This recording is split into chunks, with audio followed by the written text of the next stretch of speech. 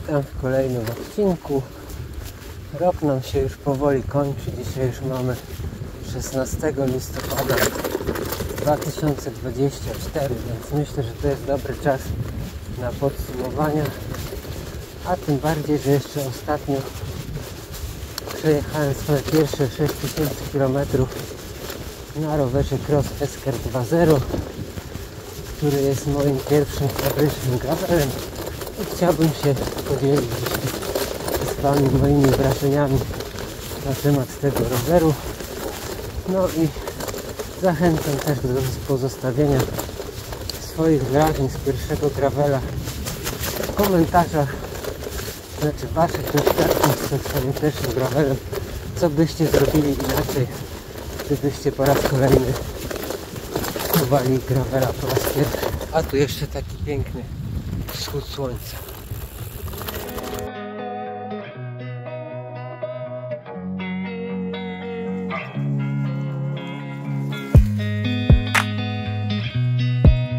Z góry mówię, że nie mam żadnego scenariusza na to wideo.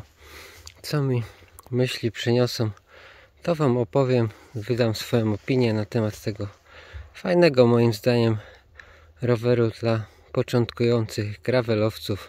Stali widzowie kanału pewnie wiedzą, ale jeśli ktoś tutaj jest po raz pierwszy, no to wcześniej sobie robiłem jakieś przeróbki. Miałem starą szosę przerobioną na gravela, miałem jakąś tam szosę endurance z oponami 30 mm takimi przełajowymi i też sobie jeździłem nią jako gravelem. No a to jest mój pierwszy rower, który jest takim naprawdę fabrycznym gravelem. Ogólnie rower kupiłem w kwietniu za około 3500 zł.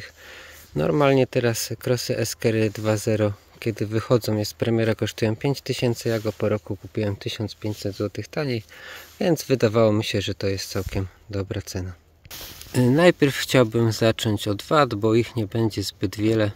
Największą wadą tego roweru moim zdaniem jest hak przerzutki, no bo on jest tak naprawdę plastikowy, bardzo szybko się łamie. W sensie, no on ma się łamać, żeby się przerzutka nie uszkodziła za bardzo, albo nie wleciała w szprychy za mocno, czy w kasetę. No ale on jest słabej jakości moim zdaniem. No a drugim minusem, ale już nie aż tak dużym, są hamulce. Tutaj mamy hamulce tarczowe mechaniczne od Tektro. No one przy mojej wadze niecałych 70 kg sobie dają spokojnie radę, ale na hydraulikach na pewno człowiek czułby się bezpieczniej i też by to lepiej hamowało. No za minus myślę, że też można uznać tutaj support, który jest w tym rowerze. No, on nie jest zbyt dobrej jakości. Tam mechanik mi mówił już po 3000 km, czy tam 2 nawet, że on powinien pójść do wymiany, ale na razie to wszystko śmiga, także nie wiem. Ale na pewno mógłby być lepszej jakości, to jest chiński jakiś support. Przed zakupem zastanawiałem się też nad napędem, no bo zawsze uważałem, że do rowerów szosowych, no takich gravelowych, takich właśnie z barankiem, no to powinien być napęd 2 na ileś tam. Tutaj jest napęd 1 na 10 microshifta. To jest jeszcze ta starsza wersja Advent X, bo to jest Cross Esker z 2023 roku. Te nowsze wersje już mają microshift sort. Tutaj jest kaseta 1142, przerzutka też Advent Xa z wspomaganiem.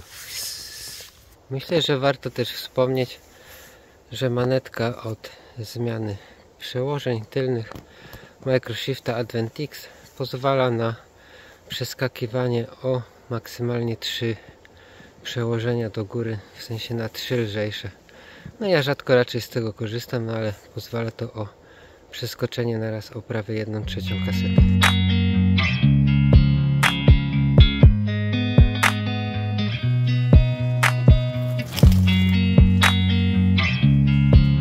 No i tak sobie się zastanawiałem, a mówię, ja zobaczę jak to będzie na jednorzędowej korbie. No i okazało się, że taka jednorzędowa korba w zupełności mi wystarcza. No ja nie rozwijam prędkości powyżej tam, nie wiem, 50 czy iluś kilometrów na godzinę.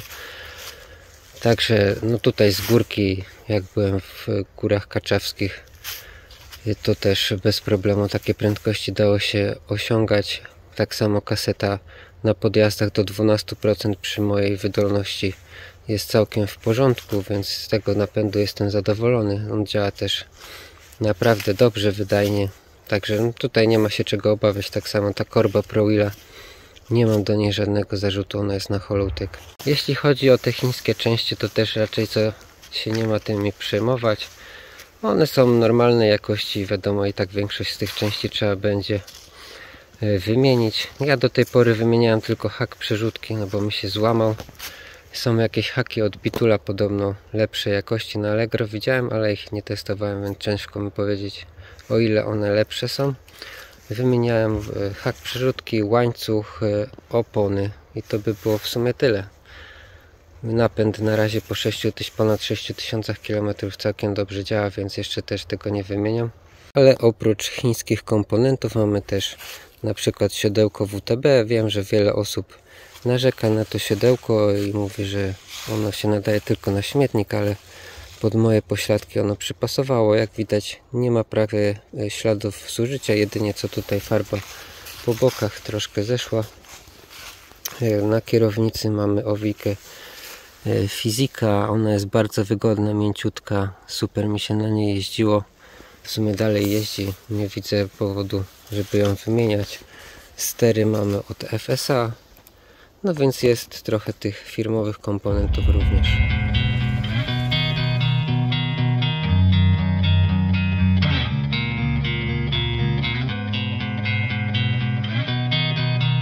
A jak ogólne wrażenia z jazdy? No jak dla mnie ten rower jakby był szyty do mnie na miarę, ja tylko sobie podwyższyłem siodełko do mojego wzrostu, to jest rozmiar M, ja mam około 180 cm.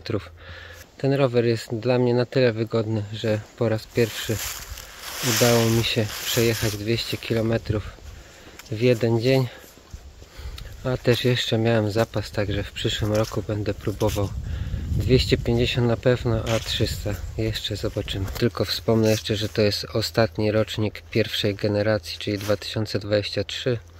Ta nowsza generacja, druga, ona jest trochę bardziej wydłużona, z tego co kojarzę, trochę bardziej MTB, żeby lepiej sobie radziła w terenie, chociaż ja tutaj absolutnie nie narzekam na jazdę w terenie.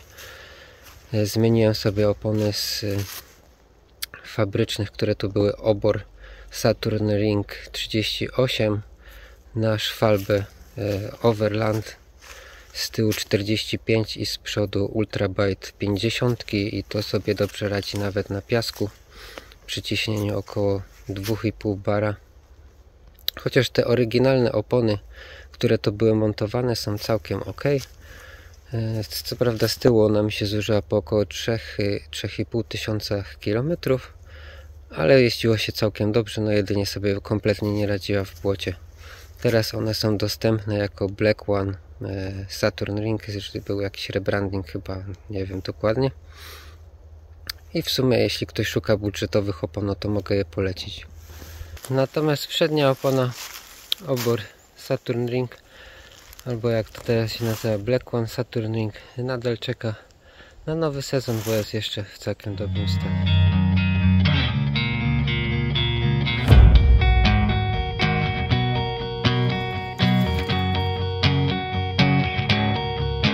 Także moim zdaniem Cross Esker 2.0 to bardzo udana konstrukcja dla takich, no powiedzmy, niedzielnych jeźdźców gravelowych.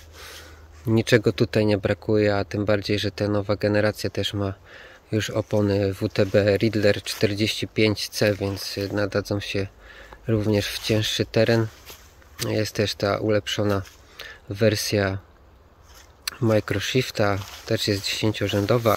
Już nie ma tego wąsa, więc do bikepackingu na pewno lepiej się nada. A jeśli chodzi o bikepacking, no to ten rower ma multum insertów na różne sakwy. Tutaj też koszyk na bidon można sobie, czy na narzędziownik, tutaj torebkę sobie można zamontować. To jest chyba najistotniejsze miejsce montażowe jak dla mnie. Oczywiście jest miejsce na bagażnik. Opony tutaj przy 45 jak widać wchodzi całkiem spory kij jeszcze, więc 50 spokojnie by weszły. Tutaj z przodu też przy 50 jest trochę zapasu na błoto, więc myślę, że do amatorskiego ścigania i do bikepackingu zdecydowanie ten rower się nadaje.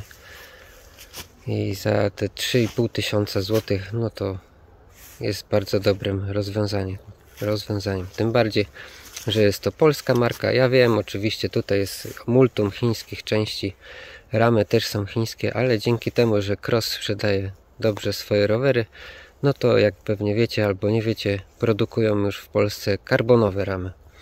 No i to się tak powoli rozwija, może kiedyś wszystkie ramy będą produkowane u nas i tego właśnie Crossowi życzę.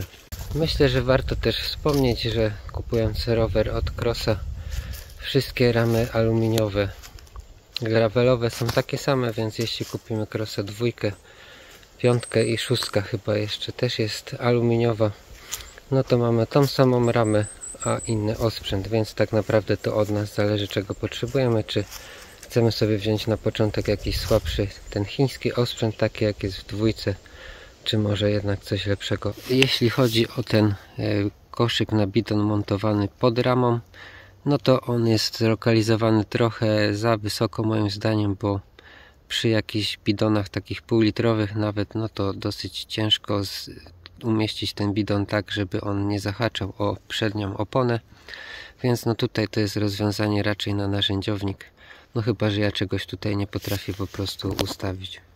A wy jakie macie opinie o swoich Crossach Eskerach albo w ogóle o marce Cross? Dajcie znać w komentarzach i tak jak prosiłem, napiszcie o swoim pierwszym rowerze gravelowym, co byście w nim zmienili, mając wiedzę aktualną, czy może zamierzacie dopiero kupić pierwszy rower gravelowy i jakie rowery rozważacie. Dzięki za oglądanie i do zobaczenia następnym razem.